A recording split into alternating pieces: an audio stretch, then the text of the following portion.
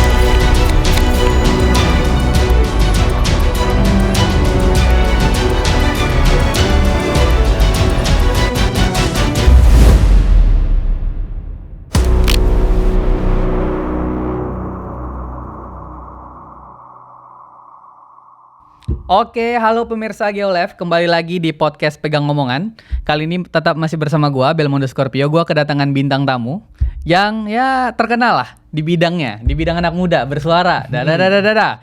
Siapakah dia? Bang Valdo Maldini. Selamat datang, Bang. Belmondo Scorpio. Selamat. Scorpio itu babelo yang zodiaknya Scorpio atau nyokap? Ayah gua zodiak Scorpio. Tega sekali ya. Iya, terus dia ya begitulah ceritanya. Kenapa? Kalau lu Bang, gua Pisces yang- berarti Belmondo Pisces dong. Belmondo Pisces. Oke. Oke, gua yang harusnya nanya, Bang. Oh, iya. Gua harus nanya. Gimana, Bang? Kabar sehat? Sehat, alhamdulillah Pio. Oke. Alhamdulillah. Sekarang lu pakai baju putih, lu terlihat bijaksana sih. Biasanya kalau orang kalah harus kayak gitu. Nah, tapi ya kalau gue sih merefleksikan ya ini kekalahan kedua ya. Oke. Nyalek. Sebelumnya lu di Bogor kan ya? Di Bogor. Dapilnya Adian ya? Pilih dia. Oke. Di situ gue nyalek dapat 38.700. 38.700. Jadi di situ peringkat ke 10 kalau nggak salah. Terus 10 kursi ya. 10 kursi. Terus Peringkat ke-10. ya. Dapat dong harusnya. Tapi Senlik kan. Oke. Senliknya itu bikin yang lolos kursi 10 itu Tommy Kurniawan. Oh. Suaranya cuma 32.000. Oke. Jadi Senlik itu, nah ini nih yang sering salah nih orang memahami pileg menurut gua ya. Gimana tuh gimana? Karena orang tarung pileg itu menganggap ini pertarungan soal dirinya. Oke. Padahal yang dihitung bukan dirinya, tapi partainya. Kolektif ya? Kolektif. Oke. Jadi kalau gua sejak awal menganggap, karena memang jadi politisi sejak awal, datang penugasan dikirimkan, ya udah berarti lu harus kampanye di situ untuk partai lu. Oh, berarti seharusnya lu kemarin di Bogor. Gua baru tahu juga nih Bang sebenarnya. Berarti lu kemarin di Bogor harusnya menang dong ya? Nggak dapat jelek-jelek kursi. amat sih untuk Nggak jelek. pendatang baru ya. Maksud gue Oke. DPR RI dan menurut gue itu bukan Itu kursi kedua di PAN ya? ya kursi kedua. Karena primus yang pertama 80.000 gitu. Oh. Karena kan 1357 ini bikin lu punya suara harus 3 kalinya kan. Iya. Berarti lu sama Tommy Kurniawan lu lebih tinggi. Oh iya jelas. Tapi yang dikasih Tommy Kurniawan. yang dapat kursi Tommy Kurniawan. Oh itu alasan lu pindah partai Bang? Enggak juga. Enggak juga. Ada sakit hati nggak sih waktu itu? Enggak, gue jadi mengulik jadi. Ada sakit hati nggak sih? Karena gue waktu itu happy sih Pio. Karena PAN waktu itu di situ cuma 2 kursi DPRD, Oke. jadi 5 Hmm. dan punya DPRD provinsi. Oke. Nah sekarang gue cek balik lagi kedua tuh. PAN cuma 1 kursi. Balik lagi kedua. Oke. Oh jadi hilang kursinya. Karena mereka kehilangan lu. Iya pasti. Oke. Ya, jadi maksud gua itu yang banyak orang nggak sadari gitu ketika bicara soal kemenangan kekalahan pileg gitu. Banyak orang menganggap ini kekalahan personal. Enggak, ini kekalahan partai gitu. Jangan salahin gua, salahin dong orang-orang di bawah gua gitu ya. Di satu sisi itu mungkin benar ya kalau Iya. pengen nyalah-nyalahin, tapi di sisi lain yang nggak kalah jauh lebih penting adalah lu lihat apakah ada kenaikan suara di situ, apakah ada kenaikan kursi di situ. Nah, alhamdulillahnya dalam pertarungan gua 2 kali ini mungkin ya gua nggak dapet nih, tapi ya Adik-adik di bawah lu dapat partainya karena lu. dapat, kursinya nambah. Kayak PSI di Jaktim nih yang kedua itu kursinya nambah dari 1 jadi 2. Jadi 2 ya. Di saat PSI di DKI kursinya tetap. Berarti ada yang hilang 1, Jaktim ngisi gitu loh. Iya benar-benar. Dan suara nambah gitu loh. Maksud Oke. gue menganggap itu sebuah achievement ya. Karena yang paling bahaya itu yang nggak kita sadari adalah kalau saya lu tarung, suara lu tuh turun. Karena gue jujur perhatikan juga Bang, maaf, di Jaktim itu periode 2019 itu kan totalnya cuma 102.000. 102.000. Di lu sekarang 122.000 gitu kan. Jadi sebenarnya ada peningkatan. Dan itu juga yang gue lihat di PSI sebenarnya. PSI yang awalnya pemilihnya 2,8 juta, dengan gaya politik sekarang mereka kehilangan 2,8 juta itu, dan mereka dapat 4,2 juta. Ya, menurut gue itu achievement. Dan ciri-ciri partai yang tumbuh begitu menurut gua. Ya, jadi ya di satu sisi mungkin ya banyak ya yang menyesali mungkin penonton Geolive atau mungkin menyumpah ini PSI nggak lolos gitu. Mati kalian katanya. Wah. Nah, tapi di sisi lain teman-teman harus terima fakta bahwa PSI lagi tumbuh gitu. Dan nggak banyak partai yang di pemilu sekarang suaranya naik. Betul. Banyak yang turun. Sementara PSI bisa naik gitu. P3 nggak masuk parlemen contohnya. P3 turun masuk parlemen. Perindo apalagi. Perindo flop gitu kan. Dan menurut gue itu adalah sebuah sinyal yang tidak buruk ya untuk PSI. Jadi ya untuk teman-teman PSI, Pio dan kawan-kawan nggak perlu sedih terlalu lama lah. Jadi nggak perlu pakai baju putih juga biar terlihat bijak gitu. Kira-kira gitu. Oke, keren. Memang yang penting apapun hasilnya, yang penting kita terus tumbuh. Itu yang penting. Tumbuh karena growth kan. Sama kayak lo lihat bisnis lah. Ketika lo lihat bisnis, yang lo lihat kan mungkin nggak salesnya doang atau profitnya doang gitu, tapi lo lihat growth-nya. Karena di growth itu lo bisa ngeliat size lo. Nah, ketika lo lihat size, oh ternyata size-nya PS ini yang di awal dianggap partai yang ceruknya mungkin minoritas, ceruknya mungkin kelompok liberal, ceruknya mungkin kelompok kiri nasionalis, kanan, moderat gitu kan, gitu ya. Dan pro pasar pula gitu kan. Tapi ternyata ya PSI di sisi lain juga bisa mengambil ceruk-ceruk lain gitu. Dan ini kayak kita ngeliat bisnis saja gitu. Kalau seandainya bisnis, bukan berarti gue bilang politik kayak bisnis ya. Tapi di bisnis pun orang sekali dua kali gagal tuh banyak, Pio. Biasa gitu. Dan itu biasa sekali gitu. Dan bukan hal yang memalukan. Yang bahaya tuh bangkrut.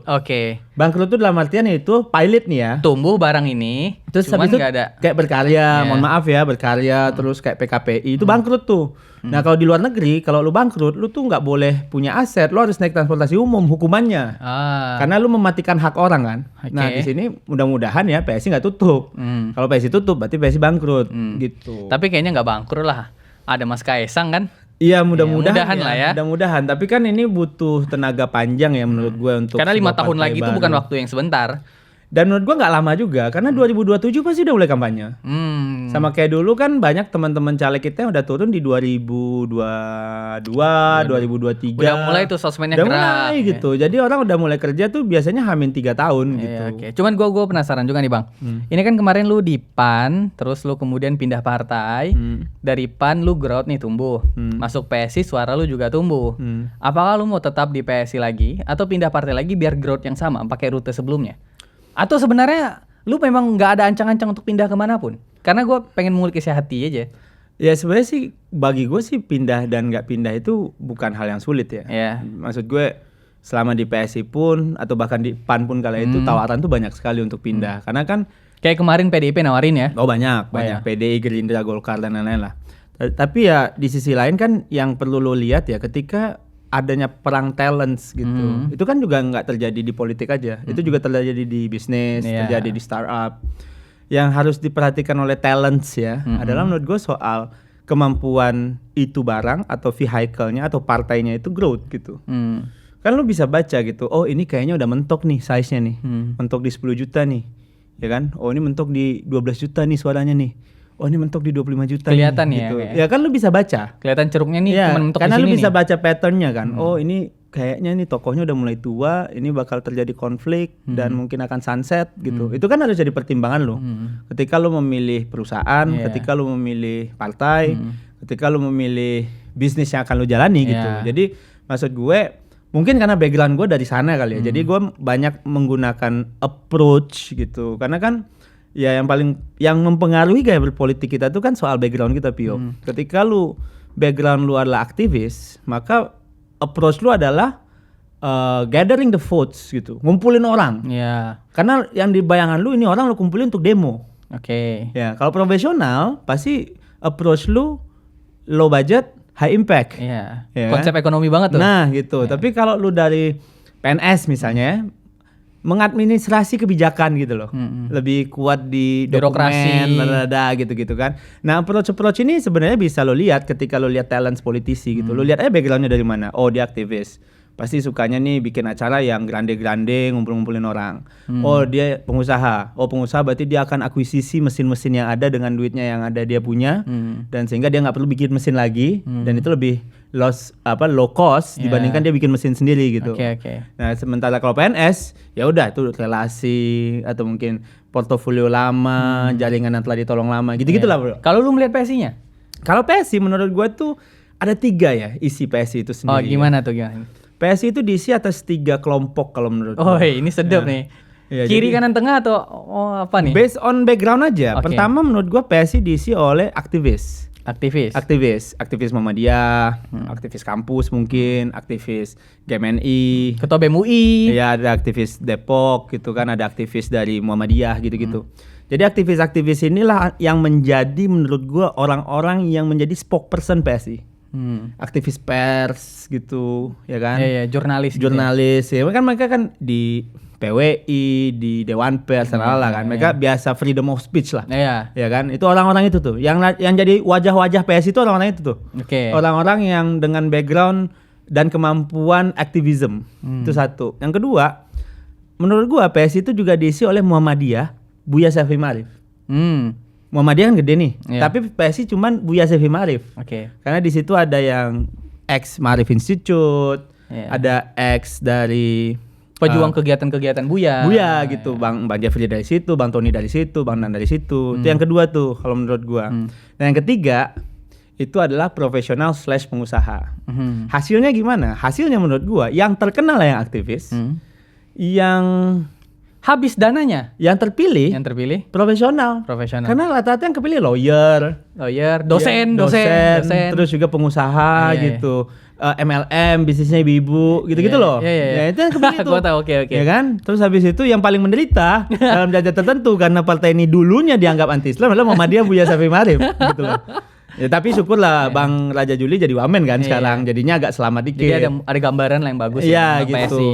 Dan menurut gue sih dari resources yang ada di PSI itu masih belum geser. Nah kalau PSI mau gede, menurut gua memang harus nambahin akuisisi dari banyak tempat. Kemarin kan pernah mengakuisisi berkarya itu kan? Iya, itu kan politisi juga gitu. Maksudnya ya mirip-mirip aja lah gitu. Misalnya kita mulai approach ke stand up comedian, kita mulai approach ke influencer.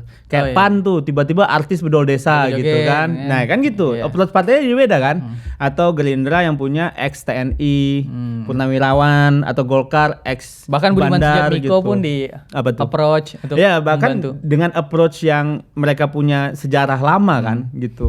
Golkar elit lokal, dukun mungkin atau ustadz gitu kan ada semua. Golkar tuh jadi dalam derajat tertentu. Gua mohon maaf. Berarti PSI terjebak dalam echo chamber dong maksud lo?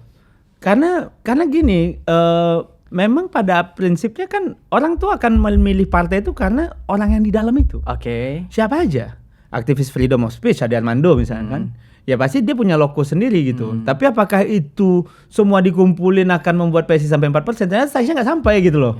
Jadi ya kalau seandainya mau ya suka nggak suka, akuisisi talentnya itu harus serius, pengkaderannya gitu. Ambil dari misalnya dari ex olahraga kita udah mulai kemarin. Tapi mungkin ya belum terlalu banyak, masih yang boxing gitu kan, Rudy Ferdi dan lalala gitu kan, ex penyanyi masih Bang Giring gitu. Jadi kalau itu ditambahin size-nya, menurut gue PSI akan lebih variatif orangnya, akan lebih lucu kampanyenya.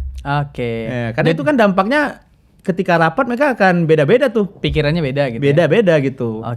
Lu lihat yang kepilih tuh rata-rata kan profesional. Gue perhatiin kok 6 nama itu rata-rata banyak kan profesional kan, punya skill. Mostly lawyer, ya kan? Jadi kalau di daerah lain juga gitu. Ya, cuman kalau gua menilai dari apa yang lu sampaikan ini, Bang, berarti satu partai ini membutuhkan talent-talent yang datang dari luar sehingga banyaklah amunisi partai ini sehingga luas dalam artian kampanyenya. Ya, cara berpikirnya bahkan bahkan polisinya. Misalnya kalau saya di PSI nih di DKI nih, mostly isinya orang-orang aktivis lingkungan. Pasti perdanya soal sepeda. Jadi kader PSI yang jadi anggota DPRD datang ke kantor pakai sepeda. Program yang dibuat adalah jalur sepeda, ya, dan saya lihat perdanya lah perda soal jalur sepeda gitu. Jadi itu logiknya dapat dari pikiran, ditindaklanjuti dalam perda gitu. Ya sekarang kan masih banyak berantakan gitu. Maksud gue belum kerang gitu. Walaupun mungkin secara isu dan persepsi masih bisa dimainin. Tapi kan ketika lu bicara partai politik ya itu tergantung policy yang lu keluarin gitu loh. Apa sih kebijakan lu PSI? Ya kan, oh kemarin di DKI pro disabilitas ada tuh perda disabilitas. Oh pro pemuda ada perda pro pemuda lalala gitu.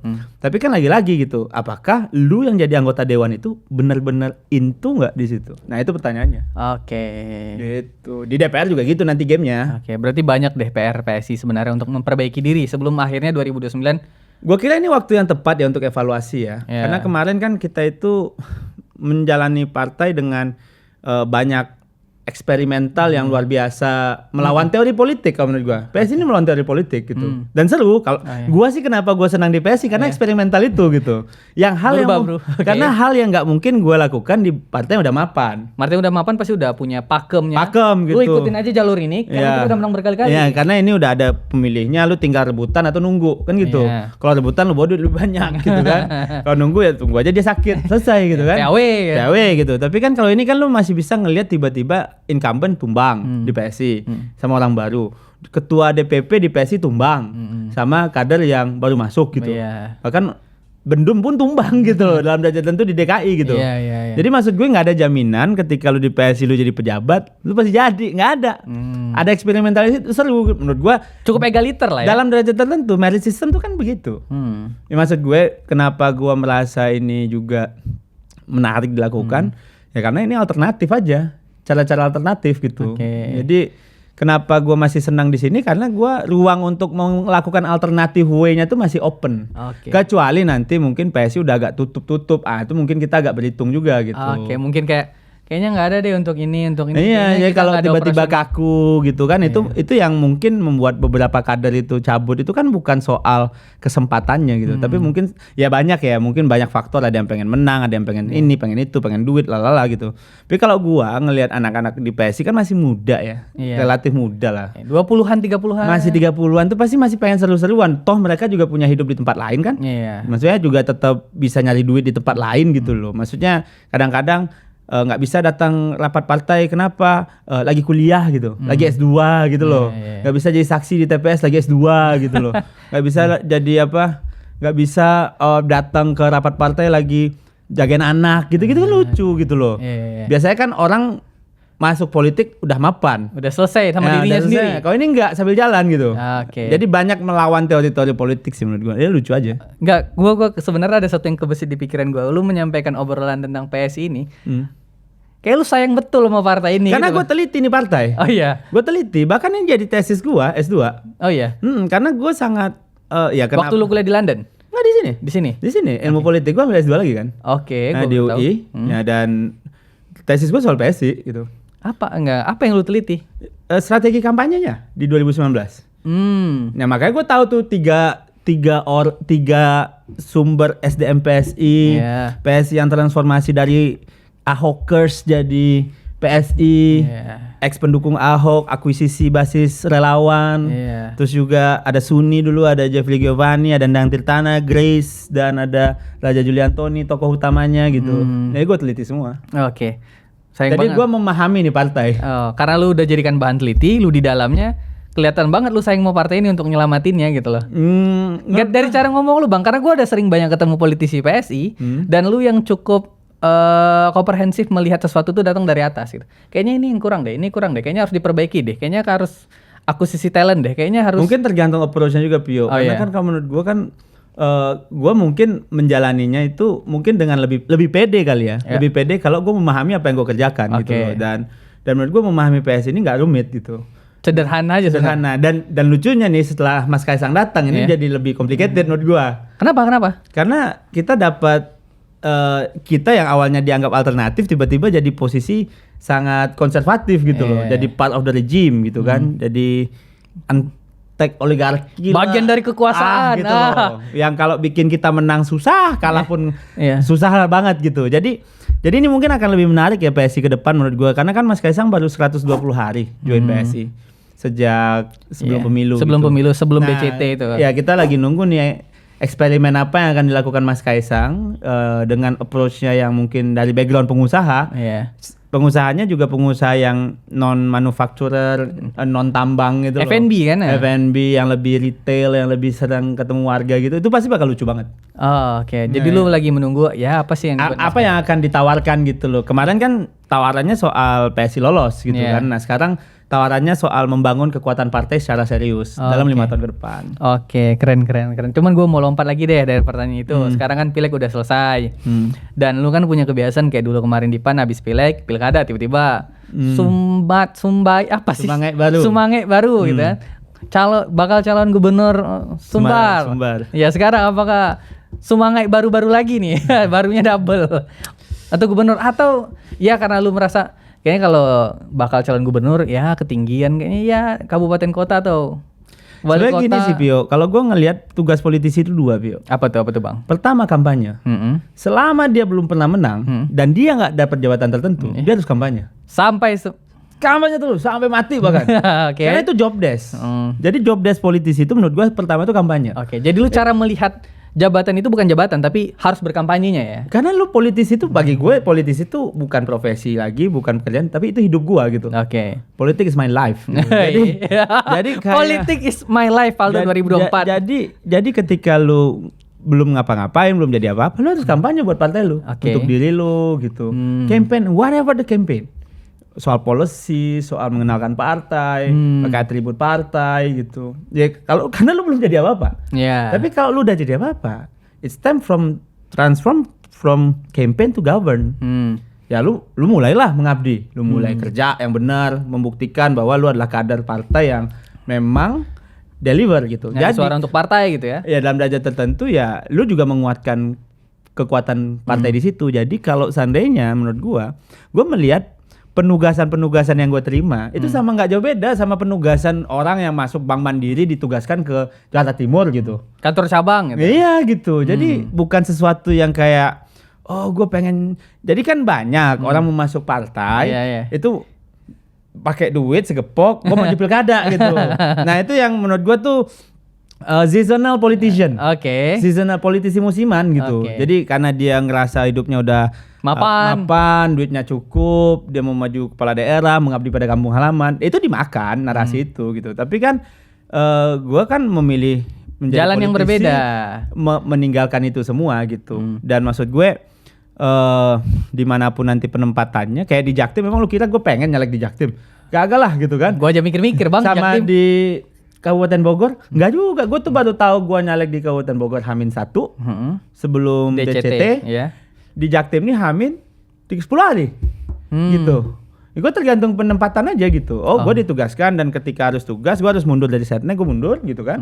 Mundur dari posisi-posisi strategis, ya udah gue mundur. Berarti kalau dapat penugasan nih, soalnya kemarin Pak JG keliling-keliling tuh, Pak Jeffrey tuh keliling-keliling podcast, terus ada narasi yang bilang, Valdo tuh nge pilkada Depok katanya. Wah, dalam hati gue mengalahkan PKS nih di Depok. Tapi terlepas dari penugasan itu Bang, pelepasan dari penugasan itu, gue yakin lu akan terima penugasan itu. Ya namanya kader bro. Namanya kader kan, pasti kader penugasan. Sama kayak karyawan lah. Iya, cuman Depok, apakah lu yakin mengalahkan PKS? Misalnya lu dapat penugasan itu. Ini realistis aja Bang. Kalau di politik Pio 0,1 pun yakin kita Pio.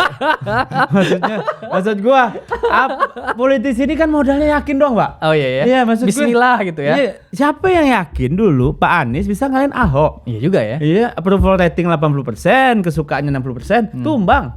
Ya kan? Nobody knows gitu kan. Siapa yang nyangka tiba-tiba Golkar gede di DKI. 10 kursi DPRD. Iya makanya PSI yang di expected 15 kursi balik jadi 8. Tetap 8 ya. Nah gua sih dari awal dapat 8 lagi, kita udah syukur menurut gua. Karena kan kita masih perlu merapikan bawah-bawahnya gitu. Karena kita segmented sekali kalau menurut gua kampanyenya. Gak berani outreach orang di luar PSI. Itu tuh kritik ya, maksud gue kayak ya harus kampanyenya di situ-situ aja gitu. Masuk Pio, besok masuk lagi Jeras, besok masuk lagi sini. Titiknya itu aja gitu loh. Di situ-situ aja mainnya. Situ-situ aja mainnya, makanya nggak gede-gede gitu. Makanya model-model kampanyenya harus kita perbaiki. Satu itu, yang kedua, kalau saya Depok, gue nggak tahu sih Pio ya, karena gue sih ngelihat relevansinya ada. Apa relevansinya? Karena butuh perubahan. Ya kan? Isu perubahan ya. Iya, PKS-nya establishment di situ, ya kan? Dan perubahan itu kan relatif gampang. Siap-siap PKS Depok ini ya. Enggak ini kalau seandainya kan dia tadi nanya pembacaannya gimana, gitu. Bukan gua mau maju apa enggak. Ini udah deg-degan Bang yang nonton Bang. Enggak, kursi PSI juga satu, tenang. Tapi kita bisa ambil Gerindra dan Golkar mungkin trade ditukar di tempat lain. Tapi anyway, kalau menurut gua narasi soal perubahan oke. Karena tuh jalan udah dibangun semua. Jalan ke situ, tol tangtung gitu kan. Tapi kan sampai situ kenapa Depok gak bisa maju ya menurut gua? Dan, mohon maaf ya, walaupun mungkin indeks-indeksnya nambah ya wajar karena APBD-nya nambah gitu. Tapi kenapa tidak bisa sekeren Jakarta walaupun jaraknya nggak sampai 10 menit dari Jakarta? Menurut gua ya karena beda sama pemerintah pusat selama 25 tahun. Selalu ambil kebijakan yang berbeda nggak? Karena partai yang berkuasa itu bukan bagian dari kekuasaan. Dan itu adalah fatsun yang fair di politik. Kalau lu punya wali kota beda ya kayak Sumatera Barat beda gitu-gitu aja gitu kan. Terus Depok beda ya gitu-gitu aja gitu. Oke. Jadi ada relevansi itu kalau lu seandainya yaudah ntar nih kalau gua dari pusat gua dapat dukungan dari pusat kita berubah yuk. Mungkin aja itu jadi relevan ya bagi gua nggak tahu harus disurvei. Tapi lu merasa tertantang nggak sih kalau misalnya battlefield perperangan lu dalam misalnya nih wali kota Depok lawannya PKS yang established tuh gitu ya. Sama satu daerah yang memang kayaknya nggak ada kayaknya bisa deh nih tanpa ada perlawanan yang kuat seperti PKS gitu. Gua nggak ada merasa tertantang gitu nggak gue tetap merasa semua dapil sulit. Semua dapil sulit, semua tempat sulit. Jadi maksud gue semuanya tuh udah ada pemainnya, cara mainnya pasti beda-beda. Kalau lu lawan PKS ya mau nggak mau lu harus head to head.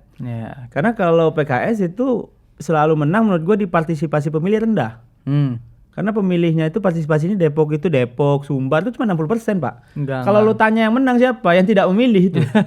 Ya. Lawan kota kosong menang. Karena mobilisasinya kuat mereka kan. Jadi ya gamenya kalau seandainya lu mau pilkada, ini soal pilkada ya.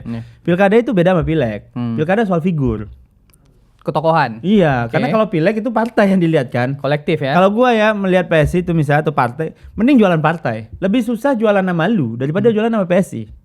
Nama lu Bermondo Scorpio, nama gue Valdo Maldini. Lebih gampang dagang PSI kan? PSI, dah selesai. PSI gitu.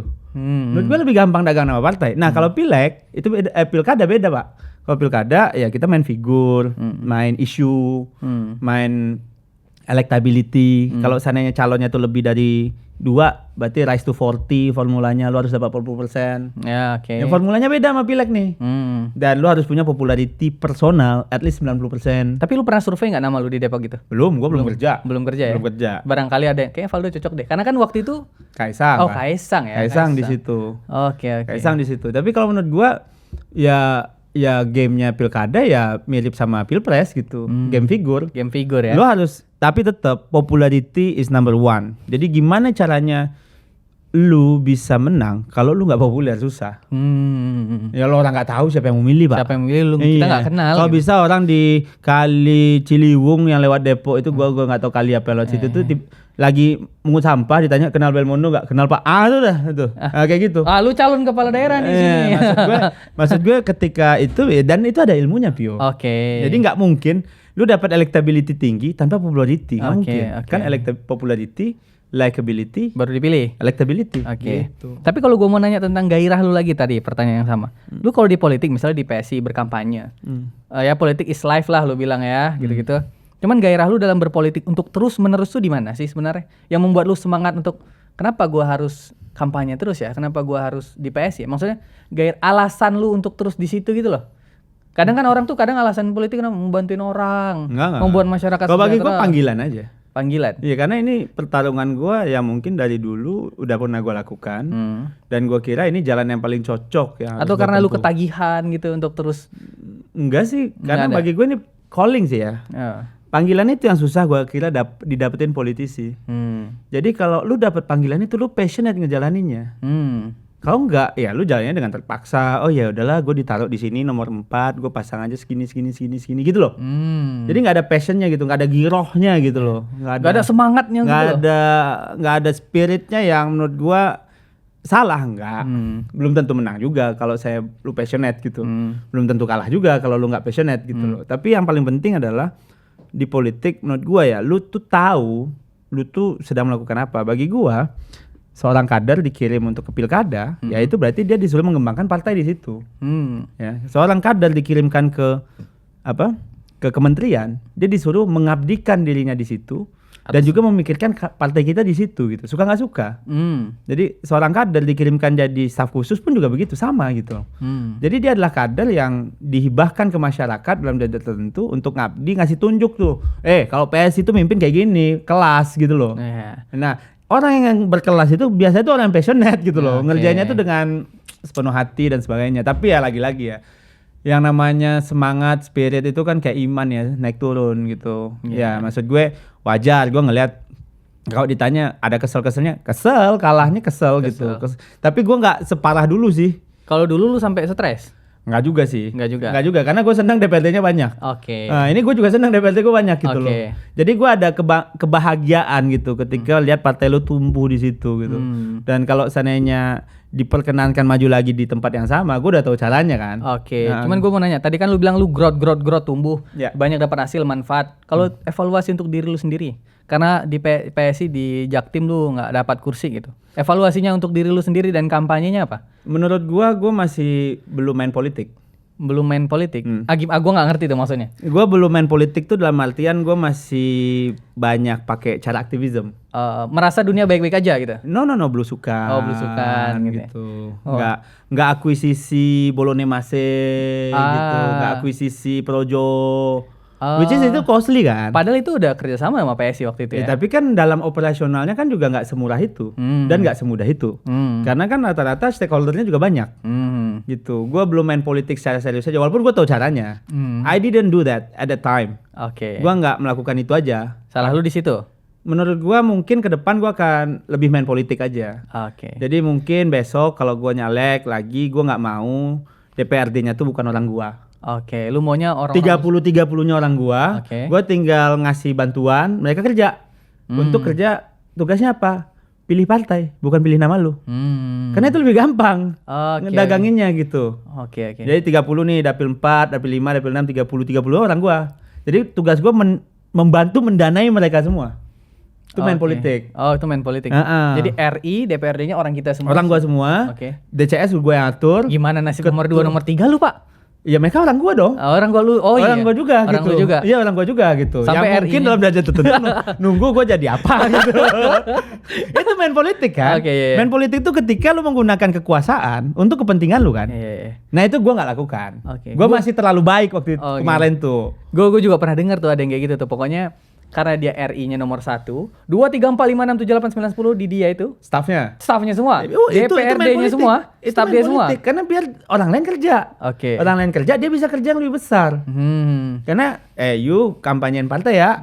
Aku mau ketemu Habib ini akuisisi, ketemu pendeta ini akuisisi. Gua nggak melakukan itu kemarin. Itu sih. Lu jalan sendiri aja gitu ya? Ya karena gua datang Hamin 10. Orang udah kekumpul. Gua mau masuk tapi tandem gua jadi semua. Tandem gua top 3 semua. Di setiap dapil. Gua tandem Bang Ade Armando gua nggak jadi gua. Ya, itu. Gua tandem lu aja deh di Jaktim nih periode depan. Gua yakin besok banyak yang mau diaktif. Karena gua tahu nih, lu basis lu di situ ya, lu di situ gitu. Karena lu orang Penggilingan, lu kampanye di sini, RW ada sekian di sini, RW 1 lu ambil karena gua deket di situ gitu. Gitu loh.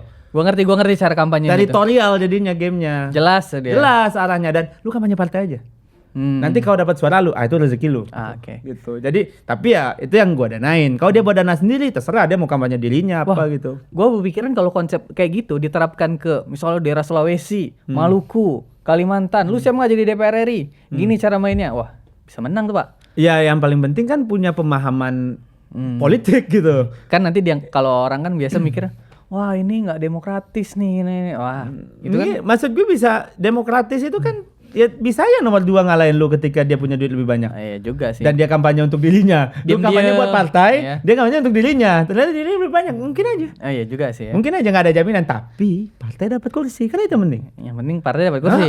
Gitu. Dan itu yang menurut gue evaluasinya, gue sih nggak akan menyalahkan warga ya soal politik uang ala gitu. Itu ya udahlah, itu lu nyalain itu tuh lucu aja gitu loh. Tapi menurut gue play game politik gue kemarin nggak sempet gue ngelakuinnya.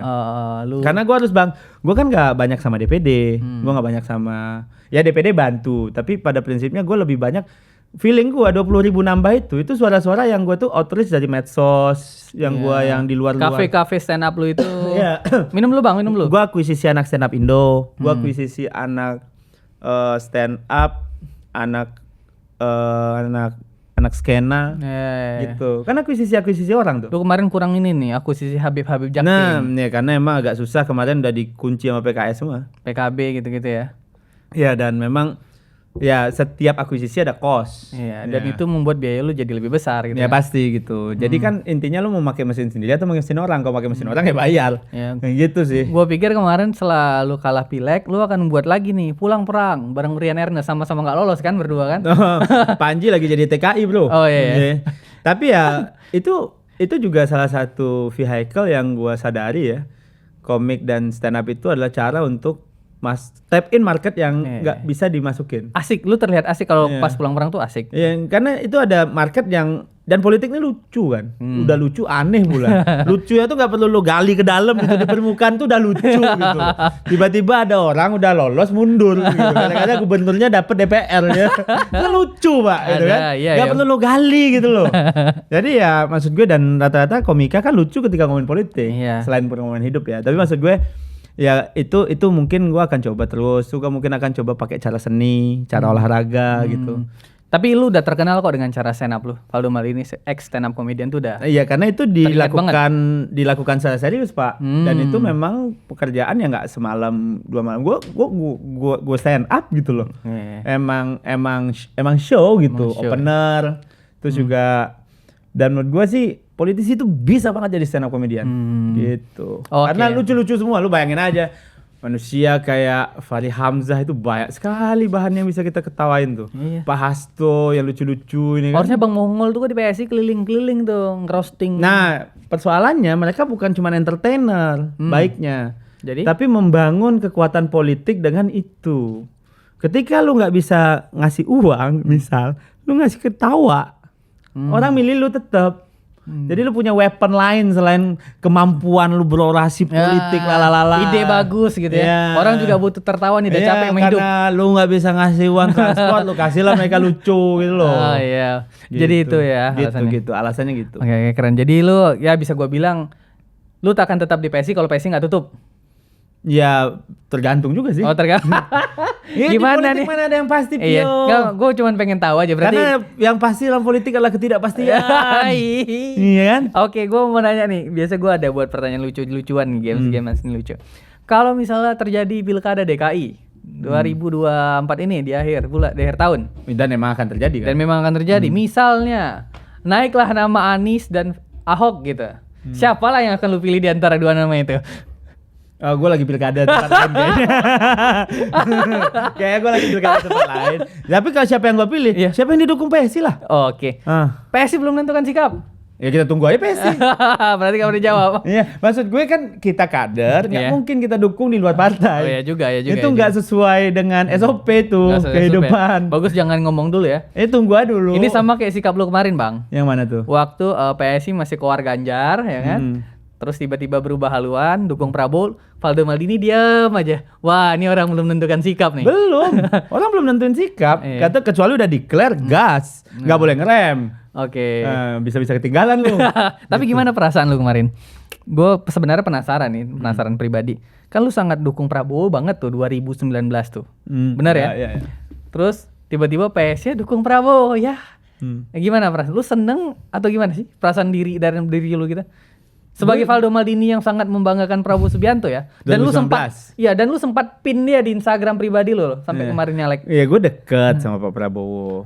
Maksud gue hubungannya jauh lah. Oke. Ngomong tuh udah kayak gua lu bos batis bus lah. Adalah lucu-lucunya sering. Pukul-pukul dikit. Gue deket sama Mas Anies. Oke. Ketika gua memilih yang nggak deket sama Mas Ganjar? Even Pak Ganjar. Oh, Pak Ganjar even Pak Ganjar. Okay. Even Pak Ganjar. Jadi ketika PSI memutuskan dukung Pak Prabowo, gua WA Mas Anies, gua WA Pak Ganjar. Dan dibalas sama dua-duanya. Oh iya? Iya, dibalas. Gua bilang, karena kenal gitu. Dibalas masuk tim kampanye tuh gimana nih? Iya, Mas Anies lebih panjang jawabannya. Oh, kalau Mas Anies wajar panjang. Panjang sekali. Mari menyalakan demokrasi apa lain itu. Selamat sore Mas Anies. Tadi malam kami di PSI sudah memutuskan dukungan pemilu pasangan Prabowo Gibran. Oke. Kami PSI belum berjodoh dengan Mas Anies. Walau begitu bagi kami pemilu pilpres kontestasi biasa, perbedaan, salam hangat. Selamat sore Bung Faldo. Terima kasih WA teksnya. Selamat telah memutuskan. Semoga demokrasi kita makin terkonsolidasi dan berhasil mencapai tujuan dasar bernegara. Asik. Salam untuk keluarga ya. Fundament. Maksud gue kenal semuanya Pak. Oke, Even oke. Caimin, even yang lain. Tapi dalam artian pertarungan cuma pertarungan. It's done. Nah itu enaknya politisi bro. Oke. Bertarung selesai. Oke. Politik kantor lebih bahaya bro. Jangan, itu isunya bisa Kalau kemana-mana. politik kantor you stay I quit atau I stay you quit kan? Atau politik kampus, Oke. politik masjid Oh, iya. lebih bahaya Pak. Oke, benar. Nggak selesai. Lebih bagus politik partai. Politik praktis. Politik praktis. Bahaya praktis. Iya. Udah selesai taruh beres. Happy. Oke. Ya tunggu dulu 5 tahun lagi PSI gitu kan. Coba lagi silakan. Ya sampai jumpa di 2029. Ya Oke. udah nggak pundung gitu loh. Jadi maksud gue ketika PSI dukung Pak Prabowo, gue biasa aja. Oke. Karena bagi gue dukung Pak Prabowo kemarin karena Pak Jokowi. Oke. Gitu loh. Karena Pak Jokowi ke sana ya kita ke sana. Oke. Dan waktu itu gue juga ketika Pak Prabowo datang ke PSI ya gue kayak gue nggak merasa kayak tuh kan nggak gue nggak ngomong gitu. Oh, nggak gitu ya? Nggak. Karena bagi gue Atau alhamdulillah. everybody gitu. change. Oke. Ya maksud gue Prabowo yang dipahami sekarang ada Prabowo yang berubah juga loh. Oh, iya. Bukan Prabowo yang dulu. Kan kalau lu kan suka Prabowo yang dulu yang Enggak, itu kan karena kita penantang. Oke. Kalau ini kan part of the government. Oke. Gitu kan Bagian dari hasilnya beda. kekuasaan ya? Iya kan? Jadi ya menurut gua Prabowo yang kita dukung hari ini bukan Prabowo yang sama dari yang dulu. Tapi lu suka Prabowo yang mana dari yang dua ini? Yang dulu atau yang sekarang? Yang sekarang lebih jarang marah. Gua nggak marah-marah lagi, Bos. Wah, kita harus belajar dari Pak Jokowi. Menurut gue kayak seorang Pak Prabowo punya partai, dia bilang belajar dari Pak Jokowi. Wah, sakti. Terus dalam hati gue, gue udah belajar juga Pak. Tapi ya semua orang kan belajar pada Pak Jokowi pada akhirnya. Iya, pada akhirnya. He never lose. Nggak pernah kalah dia. Nggak pernah kalah dia. Ya paling ya udah. Maksud gue. Gue rasa PSI juga mungkin harus belajar dari Pak Prabowo. Iya harus dimakan. Kalah 2 kali biasa. Pak Ya, Prabowo 5 kali. Ya gak malu juga lu baru sekali kalah pileg Iya dan patah-patahan semangat kali. Iya. Jadi menurut gua ya ketika PSI dukung Pak Prabowo itu adalah sebuah keputusan politik yang menurut gua paling tepat. Oke. Karena pada akhirnya partai harus membuat keputusan untuk menang. Nggak ada kalah terhormat di politik, nggak ada. Yang ada tuh menang tidak terhormat bagi banyak orang mah. Ya kan? Alibinya gini Bang, kalau misalnya kalah pileg, nggak apa-apa gua kalah. Setidaknya gua kalah terhormat, sudah berusaha. Enggak, kalau yang ngomong begitu bukan politisi ya mungkin gue masih bisa pahami. Tapi kalau politisi nggak apa-apa gue kalah. Gimana sih? Gue juga mengkel juga dikit-dikit. Oh nggak sampai nih partai. Gitu loh. Ada gitu. Ada ya? Ada, nggak mungkin nggak kesel. Kalau yang ngomong itu kayak supporter tim sukses ya kita bisa pahami lah. Nggak apa-apa kalah, kita tetap semangat Iya, ya. kita tidak menjual diri dan tidak merelakan idealisme gitu. Tapi kalau lu udah di partai politik, lu konyol. Itu kata orang lah. Lu kalah, lu ngabisin duit tau nggak? Iya, konyol gitu. Oke. Dan ya karena hal ini orang banyak yang bilang politik jahat, kotor dan lain. Tapi ya that's the nature of power. Itu harus direbut, nggak mungkin dikasih gitu loh. Oke. Kekuasaan partai politik memang harus di. Dan power itu nggak salah kalau lu mau kejar, tergantung powernya mau lu apain gitu. Kalau lu mau ngejar power untuk nambah kekuasaan ya itu salah. Nah, tapi kalau Kekayaan untuk salah, tapi kalau ini power nih ya, gue selamatin nih orang sekampung nih gitu. RUU perampasan aset. Nah gitu, maling-maling gue bikin miskin ya. Jadi Itu boleh ya. gitu menurut gua. Jadi jangan tabu lah. Jadi kalau besok guys lu masuk politik jangan bilang ya ingin berkontribusi. Enggak, bilang aja iya gue mau ambil kekuasaan itu untuk orang gitu loh. Lu milih Pak Prabowo dulu tiba-tiba. Hah? Milih Pak Prabowo yang dulu. Kenapa tuh? Kita harus rebut kekuasaan ini. Ya Pak Prabowo bayar ini gitu kok. Wong gua jubirnya ya iyalah. Oke, kita udah masuk part terakhir Bang. Cuman sebelum masuk part terakhir gua mau tagih dulu komitmen lu sebagai seorang politisi. Ya. Apa sih yang lu perjuangkan dari politik ini? Yang lu bicarakan kan dari tadi itu adalah teknis merebut suara, teknis berkampanye, rasa menjadi seorang politisi. Tapi dalam hati diri seorang Faldo Maldini, lu pengen jadi politisi yang seperti apa sih Bang? Kan politisi itu finishnya kesejahteraan bukan kekuasaan, walaupun kekuasaan cara kan. Tapi gue penasaran isu apa sih yang sebenarnya lu pengen tarik Siapa sih sebenarnya Valdo Maldini seorang politisi ini? Gue pengen orang-orang yang masuk politik itu SDM terbaik. Nah, menurut gue untuk mencapai itu, yang harus diperbaiki adalah kampanyenya. Makanya gue teriak kemana-mana soal financial fair play. Karena menurut gue biaya di politik tuh nggak pasti, Pak. Ada yang gede, ada yang kecil. Ya teman-teman gue yang dari Gojek, Pertamina, yang mungkin punya bisnis bingung mau masuk politik. Bro, habis berapa bro? Gitu. Nah menurut gue kalau seandainya ada financial fair play, di mana lu dalam ini gamenya kayak di bola aja, Pio. Lu udah sering ngomong ini kemana-mana. Tapi intinya adalah lu nggak boleh ngabisin biaya kampanye lebih dari pendapatan lu selama 5 tahun. Oke. DPRD DKI berapa? Apanya bang? Gaji sebulan. DPRD DKI sebulan Gapoknya ya. sekarang udah 100 kali ya? 100 kali 60 berarti 6M. Lebih dari 6M biaya kampanyenya diskualifikasi. Gitu. Kan yang jadi kan 10, 15. Iya, gede-gede gitu kan. Ya kan kalau seandainya dia 6M di max tuh. Jadi orang-orang yang punya di 2M kan ada lubang 4M. 4M ini net worth-nya. Kita bisa valuein net worth, bisa nge-value creativity, nge-value portfolio gitu. Jadi nggak ada tuh Pio, ya maksudnya dalam derajat tertentu akan berhadapan sama orang duitnya 15 miliar, ya pasti kalah lah Pio. Iya benar. Gitu loh. Lu pengen memperjuangkan, ya setidaknya dibuat adil fair, aja lah, fair gitu. aja. Nah ketika ada fairness, orang yang masuk jadi lebih gampang. Karena gue butuh banyak teman-teman gue masuk sini bro. Oke. Teman-teman gue tuh pintar-pintar tapi nggak di sini masalahnya. Karena nggak ada duit bang. Bukan nggak ada duitnya, ada tapi nggak tahu belanjanya gimana gitu loh. Oke. Lu ingin memperjuangkan itu? Karena menurut gue kalau pintu masuknya gue perbaiki, masuk best talent, udah pasti polisinya bagus pak. Dan menurut gue dari semua eksperimen pemikiran gue, masalah itu di biaya politik. Itu juga yang lu teriakin dulu juga kan, biaya politik. Sampai hari ini. Sampai hari ini. Jadi lu akan memperjuangkan biaya politik. Gua biasa kalau dipegang omongan harus tos. Oh ya, biaya politik yang fair, financial fair play. Kalau di DPR tuh komisi 2 lah. Lu pengen masuk komisi 2? Iya, kalau seandainya di DPR komisi 2, kalau di kementerian ya mungkin Mendagri ya, related sama political parties, atau Menko Polhukam. Mendagri. Ya gitu. Jadi ada pembatasan biaya kampanye. Jadi nanti Bawaslu-nya strong. Bawaslu tuh yang lihat, ini Belmondo bilangnya dia melaporkan pemasangan baliho cuma 10 juta, padahal baliho gede-gedenya 15 biji. Nggak mungkin. Langsung diskualifikasi. Bohong nih katanya. Langsung disqualified. Wah, stres itu politisi kayak gitu, bro. Ya, atau kita turunin lagi, nggak boleh 6M.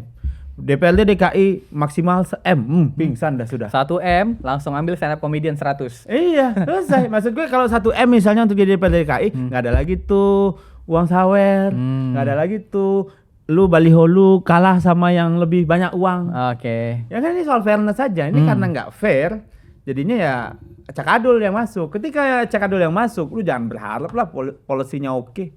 Apalagi dengan fenomena sekarang nih, yang mohon maaf ya, gue ngeliat ada fenomena baru nih, Pio. Ini apa tuh? Ini keresahan gue juga nih. Joki di pemilu. Maksudnya ada orang bantuin cari suara? Dia mau maju pilkada. Oke. Tapi dia maju pileg. Oke. Oh, gua ngerti. Dia maju pileg dulu, suaranya 300.000 nih.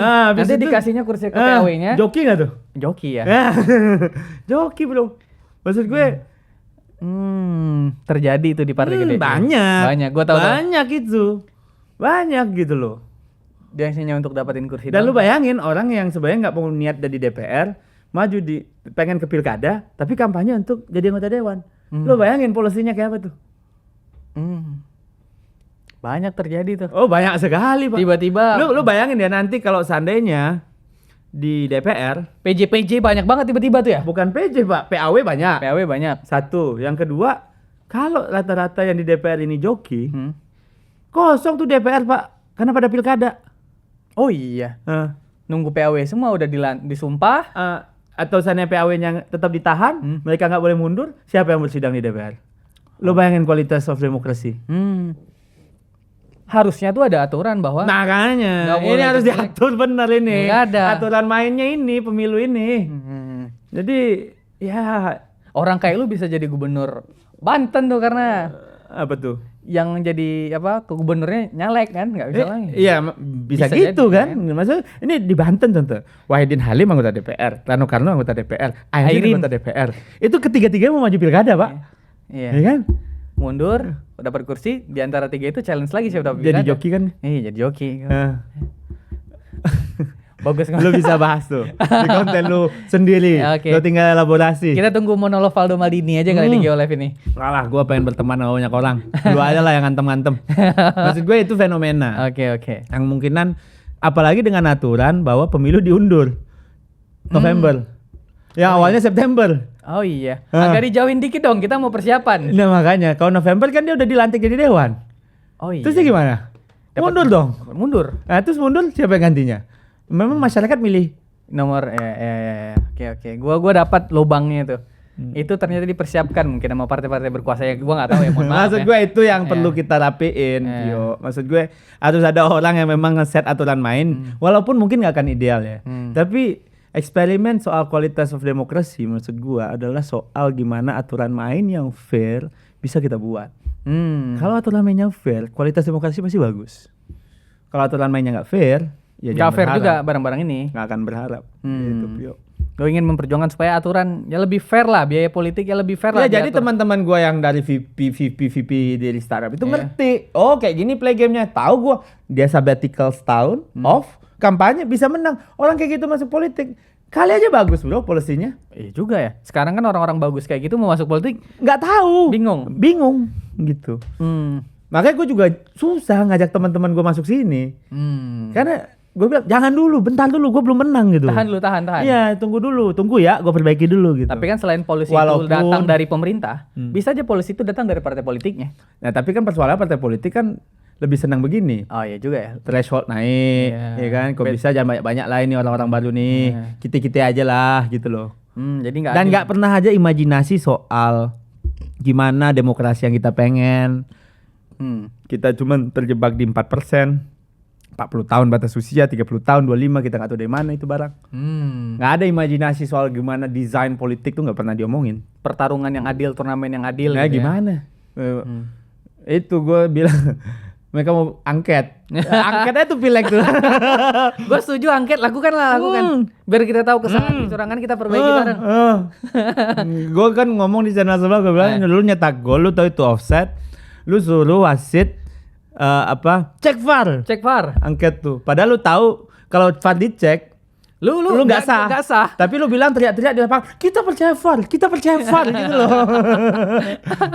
Oh ya, gue setuju angket, lakukan aja angket. Makanya. Maksud gue ya udahlah, tapi ya kita nggak perlu sesali, ya kita tinggal terus berjalan bergerak aja gitu. Oke, terima kasih banyak Bang Valdo Siap, sudah datang di Belmondo Live. Tapi gue mau Scorpio. tagih omongan mudah-mudahan Apa lu tuh? terus di politik. Mudah-mudahan. Perjuangkan supaya demokrasi lebih fair lah pertandingannya. Ya fairness itu adalah kunci dari perubahan biasanya. Oke. Ada nggak pesan untuk teman-teman lu yang mau masuk politik yang VP bagus tadi itu loh? Tahan dulu. Sabar. Kita rapiin dulu aturan main biar enak. Iya. Kadang kan kita berjuang ini bukan untuk diri kita Pio, tapi untuk generasi setelahnya. Oh iya, gue suka nih tiba-tiba jadi politisi. Terus Bang. gua melakukan ini biar anak gua hidup di Indonesia ini baik-baik aja nih. Oh iya ya. Iyalah. Anak lu mau jadi politisi juga lu jadiin? Nggak tahu. Oh, nggak Maksud tahu ya. gue dia punya pejabat yang pinter, yang bagus, yang nggak maling gitu. Kan aturan mainnya harus di-set. Gitu. Ini perjuangan bukan untuk gua, untuk anak gua ini. Oke. Terima kasih banyak Bang Valdo Maldini. Thank you. Udah hadir di podcast Geolive. Scorpio. Gua jadi tahu unek-uneknya, evaluasinya, pandangan tentang apa sih sebenarnya yang harus diperbaiki nih. Dan gua doain deh mudah-mudahan PSI 2009 kita lolos. Dan harusnya lolos dan Udah tahu kok lobangnya gua. pilkada dan pilkada sekarang nih ya mudah-mudahan ada lah yang bisa jadi kepala daerah ya, walaupun gua belum membayangkan siapa ya nama-namanya. Kalau lu udah ada bayangan belum? Udah ada bayangan ya. Udah ada bayangan. Oleh orang dalam gitu aja. Dan mudah-mudahan ya Bang Valdo terus inilah makin moncer. Lu berapa usia sekarang? 25. Oh, lu masuk lebih cepat dari gua. Iya. Gua baru starting tuh usia 28. Nah berarti gua starting politik beneran 28 juga nanti. Oke, mudah-mudahan penonton Geolive suka. Kalau ada yang penasaran boleh komentar, atau barangkali ada yang mau nanya tentang Bang Valdo Maldini boleh ke akun sosmed Bang Faldo. Ya, jangan kaget ngeliat komen-komennya. Komen-komennya walaupun banyak haters, percayalah itu Wah. settingan kok supaya Wah. Bang Faldo makin moncer juga. Wah. Oh enggak ya, memang Nah, itu natural, Bang. Orang-orangnya. Gua nih hidup melawan algoritma. Bang. Kalau di algoritma tuh menggalang dukungan. Oh iya. Gua pindah meninggalkan dukungan. Alhamdulillah masih hidup. Masih ada ratusan ribu lah yang masih stay. Oke, terima kasih banyak Bang Faldo. Terima kasih banyak sekali lagi. Terima kasih banyak pemirsa Thank Gel you. Live. Kembali Gel lagi nanti Live. di podcast Pegang Omongan selanjutnya bareng gua Belmondo Scorpio dan narasumber lainnya. Terima kasih teman-teman. Bye-bye. Bye. Bye.